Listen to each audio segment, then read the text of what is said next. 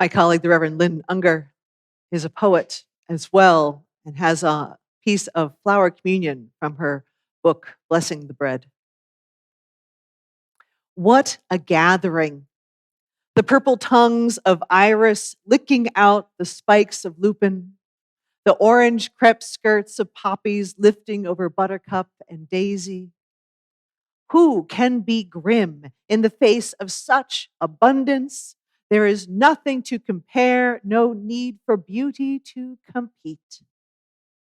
The voluptuous rhododendron and the plain grass are equally filled with themselves, equally declare the miracles of color and form.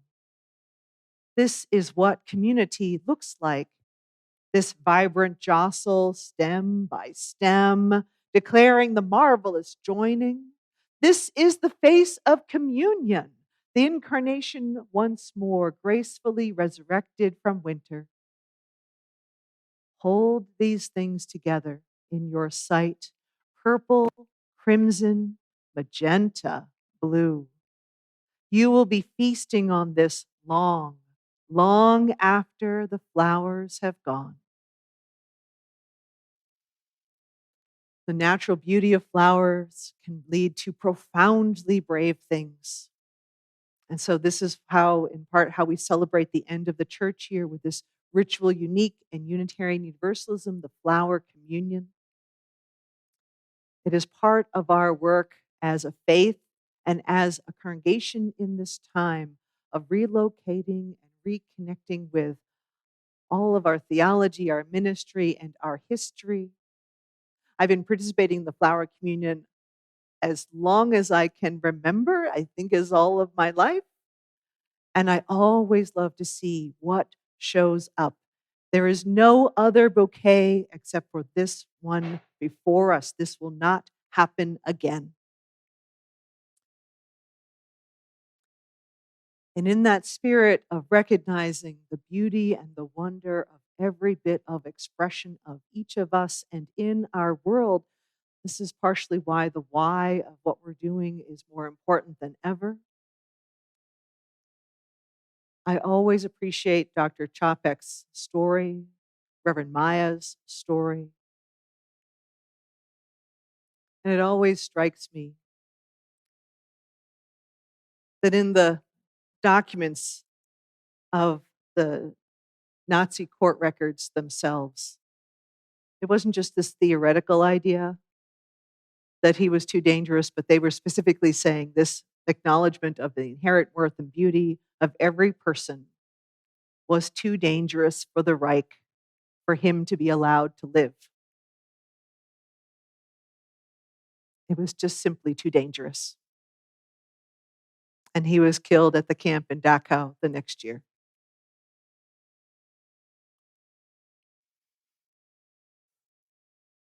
What a powerful opportunity. What a powerful presence we have by simply welcoming and cherishing each other, and how much that is connected to the wonder and the beauty of all that is. This is what we get to do as a community, always in bloom, always reconnecting, always exploring, always affirming what we hold to be true. This is why we put this in part at the end of the year, to realize how much has come with us and from us and for us, and how much we get to go into the future. These are good gifts. And we get to keep working and wondering together. I wonder what will be the brave new discovery we find individually next year? What will be the brave new exploration and something new learned as a congregation next year? This is the moment of beginning as well as the moment of ending.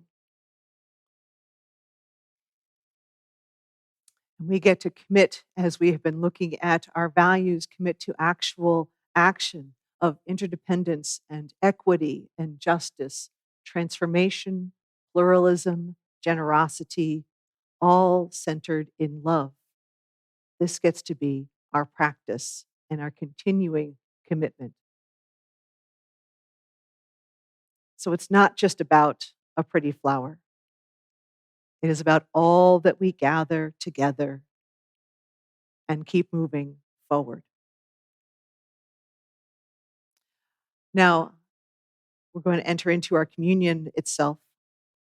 If you've not yet brought your flower or a plant or something floral to the table, you are welcome to do so at this point. And I want to recognize that these flowers are beautiful. And so the feelings of love among the people, their beauty cannot be measured, and neither can the feelings of the people be measured. The flowers' lives are short, but new flowers replace those that die, and new love can come into our hearts. This bud, call this bud, is for the babies that have been born this year, the new lives that have come into this world.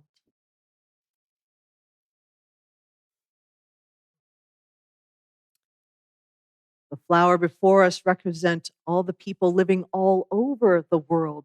Maybe we will never see them face to face, but we can still feel the warmth in their hearts, for ours too are warm. Because we know that their hopes are much like our hopes, their pain like our pain, their love like our love.